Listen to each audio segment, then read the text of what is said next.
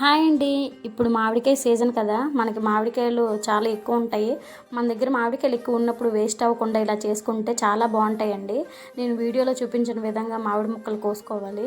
కోసుకున్న తర్వాత దాన్ని ఒక కంటైనర్ తీసుకోవాలి, ప్లాస్టిక్ కానీ గాజుది కానీ తీసుకొని ఈ ముక్కల్ని ఆ డబ్బాలో వేసుకోవాలి. వేసుకున్న తర్వాత దాన్ని నిండుగా నీళ్ళు వేసుకోవాలండి. చాలా టేస్ట్గా ఉంటే బాగుంటాయండి.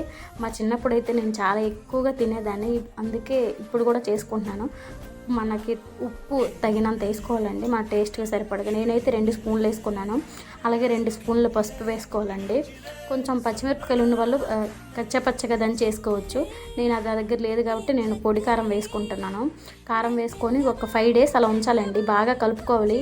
ఎవ్రీడే అలా కలిపితే బాగా ఊరుతాయండి.